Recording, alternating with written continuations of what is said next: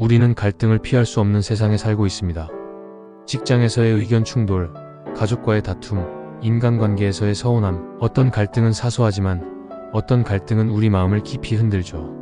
하지만 이상하게도 똑같은 상황에서도 흔들리지 않고 중심을 지키는 사람들이 있습니다. 그들은 분노에 휘둘리지 않고 냉정함을 유지하며 상황을 지혜롭게 풀어냅니다. 이 차이는 어디서 오는 걸까요? 로마의 철인 황제 마르쿠스 아우렐리우스는 명상록에서 이렇게 말했습니다. 너를 화나게 한 건 사건이 아니라 그 사건에 대한 너의 해석이다. 이 말은 곧 갈등을 넘어서는 힘이 외부가 아닌 자기 안에서 비롯된다는 것을 의미합니다. 그리고 이 힘의 근원은 자존감입니다. 자존감이 높은 사람은 갈등을 두려워하지 않습니다. 오히려 갈등을 성장의 재료로 삼죠. 오늘은 아우렐리우스의 철학을 통해 왜 자존감 높은 사람이 갈등을 넘어설 수 있는지, 그리고 우리도 그 힘을 기를 수 있는 방법을 살펴보겠습니다. 아우렐리우스의 철학은 스토아 사상에 뿌리를 두고 있습니다. 스토아 철학은 인간이 행복해지기 위해서는 외부 환경이 아닌 내부의 태도와 선택을 다스려야 한다고 강조합니다. 갈등의 본질을 바라보는 그의 시선도 여기에 닿아 있습니다. 그는 갈등을 단순히 피해야 할 불행으로 보지 않았습니다. 대신 갈등을 통해 자신의 내면을 시험하고 단련할 기회로 여겼죠. 현대 심리학에서도 비슷한 연구가 있습니다. 자존감이 높은 사람은 갈등 상황에서 방어적이거나 공격적으로 반응하지 않고 문제를 해결하려는 방향으로 행동한다고 합니다. 반면 자존감이 낮은 사람은 자신을 지키기 위해 과잉 반응하거나 스스로를 위축시키는 경향이 강하죠. 결국 갈등에서의 차이는 상황 그 자체가 아니라 자신을 어떻게 바라보는가에 달려 있습니다. 자기 가치를 인정하는 사람은 상대의 말이나 행동에 쉽게 흔들리지 않고 갈등을 성장의 계기로 바꿀 수 있는 힘을 가집니다. 예를 들어 직장에서 상사에게 부당한 말을 들었다고 가정해 봅시다. 자존감이 낮은 사람은 두 가지 반응 중 하나를 보이기 쉽습니다. 참으며 속으로만 끓거나 즉각적으로 감정 폭발을 하는 것이죠. 어느 쪽이든 결국 상황은 악화됩니다. 반면 자존감이 높은 사람은 이렇게 생각합니다. 이건 내 가치와 상관없는 말이다. 이 상황에서 내가 배울 수 있는 건 무엇일까? 그리고 침착하게 대응하거나 필요하다면 단호하게 자신의 입장을 밝히고 대화를 통해 문제를 풀어갑니다. 친구나 가족과의 갈등도 마찬가지입니다. 자존감이 높은 사람은 감정적으로 반응하지 않고 갈등의 본질을 직시합니다. 상대가 나를 공격해서가 아니라 서로의 관점이 다르기 때문이라는 걸 이해하죠. 그래서 불필요한 상처를 주고받지 않고 관계를 지키는 방향으로 상황을 조율합니다. 이런 사례를 보면 갈등을 넘어설 수 있는 힘은 결국 자기 안의 안정감에서 비롯된다는 걸 알 수 있습니다. 그렇다면 우리도 아우렐리우스처럼 갈등을 넘어설 수 있는 내적 힘을 기를 수 있을까요? 물론입니다. 다음과 같은 훈련이 도움이 됩니다. 1. 감정과 사건을 분리하기. 갈등이 생겼을 때 우선 사건과 감정을 분리하세요. 누군가의 말에 상처를 받았다면 그 말이 사실인지 단순한 감정의 투사인지 먼저 점검해보는 겁니다. 이렇게 한번 거리를 두면 감정의 파도에 휩쓸리지 않고 더 냉정하게 상황을 바라볼 수 있습니다. 이 스스로의 가치를 확인하기. 매일 자기 자신에게 나는 어떤 사람인가? 라는 질문을 던지세요. 그리고 그 대답을 기록해두는 겁니다. 자기 인식이 깊어질수록 타인의 말과 행동에 흔들릴 이유가 줄어듭니다. 3. 갈등을 성장의 기회로 보기. 갈등을 피하고 싶은 마음은 자연스럽지만 갈등을 성장의 재료로 본다면 상황은 달라집니다. 이 갈등에서 내가 배울 수 있는 건 무엇인가? 라는 질문을 던지는 것만으로도 마음이 훨씬 단단해집니다. 4. 관점 전환 훈련. 상대의 입장에서 상황을 바라보는 연습을 해보세요. 감정에만 집중하면 문제는 해결되지 않습니다. 하지만 상대의 의도와 상황을 이해하려는 노력은 관계를 회복하고 더 깊은 소통으로 이어집니다. 아우렐리우스는 너를 화나게 하는 것은 사건이 아니라 너의 해석이다라고 했습니다. 갈등은 피할 수 없는 삶의 일부지만 그것에 휘둘릴지 넘어설지는 우리의 선택에 달려 있습니다. 자존감이 높은 사람은 갈등 속에서도 자신을 잃지 않고 오히려 그 과정을 통해 더 단단해집니다. 그리고 그런 사람은 결국 주변을 설득하고 관계를 회복하며 스스로의 길을 담대하게 걸어갑니다. 지금 당신의 삶에서 어떤 갈등이 있나요? 그 갈등 속에서 감정에 휘둘리기보다는 한 걸음 물러서서 이렇게 질문해보세요. 이 상황에서 내가 선택할 수 있는 가장 현명한 길은 무엇일까? 그 대답을 찾는 순간 갈등은 더 이상 당신을 얽매는 문제가 아니라 성장의 계단이 될 것입니다. 자존감 높은 사람이 갈등을 넘어서는 이유는 단순히 자신을 사랑하기 때문이 아닙니다. 그들은 내적 성장의 기준을 외부가 아닌 내부의 가치로 삼기 때문에 흔들리지 않는 겁니다. 이 개념을 조금 더 깊이 들여다보면 우리가 실생활에 적용할 수 있는 인사이트가 더욱 명확해집니다. 아우렐리우스는 인간이 혼란에 휘말리는 이유를 외부의 평가에 자신을 맞추려 하기 때문이라고 말했습니다. 자존감이 높은 사람은 외부의 기준이 아닌 자신이 세운 내적 기준에 따라 스스로를 평가합니다. 예를 들어 직장에서 누군가의 부정적인 평가를 들었을 때 자존감이 낮은 사람은 그 말에 즉각 휘둘립니다. 그러나 자존감이 높은 사람은 스스로에게 묻습니다. 나는 나의 원칙에 따라 최선을 다했는가? 이런 태도는 불필요한 갈등을 줄일 뿐 아니라 자신에게 솔직한 상태로 상황을 바라보게 합니다.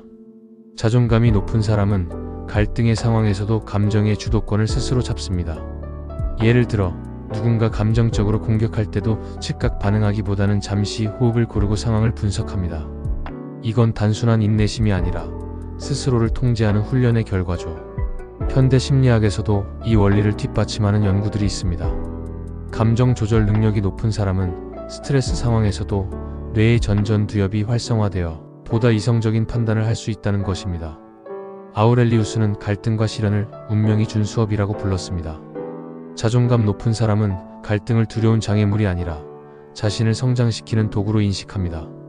예를 들어 친구나 가족과의 심각한 갈등을 겪더라도 그들은 이렇게 생각합니다. 이 경험이 나에게 무엇을 가르치고 있는가? 이런 태도는 관계 회복뿐 아니라 스스로의 내적 강인함을 단련하는 계기가 됩니다. 이제 우리도 자존감 높은 사람처럼 갈등을 성장의 발판으로 삼기 위해 실질적인 실천이 필요합니다. 감정 기록하기. 하루의 갈등 상황을 돌아보며 감정과 행동을 기록하세요. 이렇게 하면 감정의 패턴을 인식하고 비슷한 상황에서 더 현명하게 대처할 수 있습니다. 내적 대화 연습. 갈등 상황에서 나는 괜찮다. 이 상황은 내 가치를 정의하지 않는다는 식으로 스스로에게 말을 거는 연습을 해보세요. 이건 스스로를 지지하는 힘을 키우는 핵심 도구입니다. 문제의 본질 파악하기. 갈등의 겉모습에 휘둘리지 않고 이 갈등의 본질은 무엇인가? 라는 질문을 던지세요. 본질을 이해해야만 현명한 해결책을 찾을 수 있습니다. 작은 성공 쌓기. 작은 갈등을 성공적으로 풀어가는 경험을 반복하면 점점 더 큰 갈등에서도 중심을 잡을 수 있습니다. 궁극적으로 자존감이 높은 사람은 갈등의 소용돌이 속에서도 평온함을 유지합니다. 그들에게 갈등은 인생의 일부일 뿐 자신을 증명하거나 파괴하는 무대가 아닙니다. 그렇기에 갈등이 끝났을 때도 마음의 상처가 오래 남지 않고 다음 단계로 가는 발판이 됩니다. 아우렐리우스의 말처럼 진정한 자유는 외부 세계의 혼란이 아니라 내면의 평화에서 시작됩니다. 자존감이 높은 사람은 이 원리를 이해하고 매일의 작은 선택으로 자신을 단단히 세웁니다. 갈등은 우리가 피할 수 없는 삶의 일부입니다. 하지만 갈등이 우리의 삶을 지배하도록 두는 건 우리의 선택입니다. 자존감을 세우는 것은 단순한 자기 만족이 아니라 혼란의 세상 속에서 스스로의 삶을 주도하는 첫걸음입니다. 지금 당신에게도 크고 작은 갈등이 있을 겁니다. 그 순간마다 이렇게 스스로에게 물어보세요. 이 상황에서 나를 지킬 수 있는 가장 단단한 선택은 무엇일까? 그 답을 찾는 순간 당신의 내면은 한층 더 강인해지고 갈등은 더 이상 두려운 적이 아닌 성장의 동반자가 될 것입니다. 자존감 높은 사람이 갈등을 넘어서는 이유는 단순한 성격의 문제가 아닙니다. 그들은 삶을 바라보는 시각 자체가 다릅니다. 세상을 적과 동지, 승자와 패자로 나누지 않고 모든 상황을 배움과 성장의 과정으로 해석하죠. 이 시각의 차이가 결국 내적 강인함을 만들고 갈등을 성숙의 연료로 바꿉니다. 대부분의 사람은 갈등을 부정적인 신호로 봅니다. 내가 잘못한 건 아닐까? 왜 나만 이런 상황을 겪어야 하지? 하지만 자존감 높은 사람은 이렇게 생각합니다. 이 갈등이 나에게 어떤 메시지를 주고 있는 걸까? 이 인식의 전환은 엄청난 힘을 발휘합니다. 실패나 갈등을 나의 부족함으로 보는 대신 그것을 통해 배울 수 있는 기회로 바라보는 것이죠. 이런 태도는 감정적인 소모를 줄이고 더 명확한 사고를 가능하게 합니다. 갈등의 본질적인 고통은 상황 그 자체가 아니라 그로 인해 자신의 가치를 의심하게 되는 데서 시작됩니다. 예를 들어 직장 상사와의 갈등에서 자존감이 낮은 사람은 이렇게 느낍니다. 내가 무능력하니까 이런 일이 생기는 거야. 반면 자존감 높은 사람은 이렇게 생각합니다.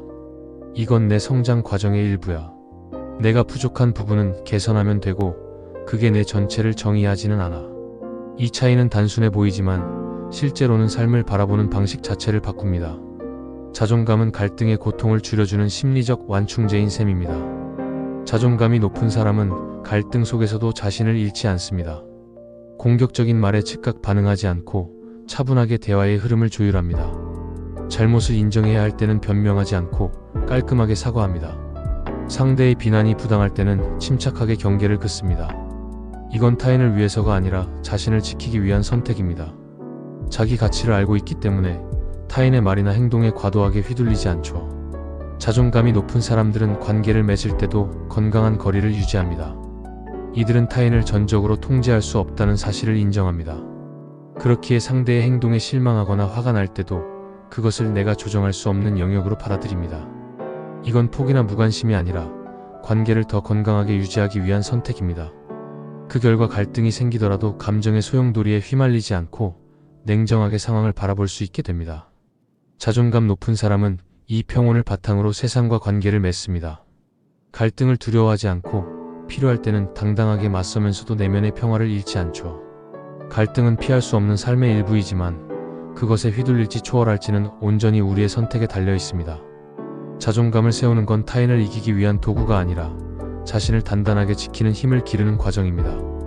오늘 당신이 겪는 갈등도 사실은 내적 강인함을 단련할 수 있는 기회일지 모릅니다. 그 기회를 두려움 대신 성장의 재료로 삼는 순간 삶은 훨씬 더 가볍고 자유로워집니다.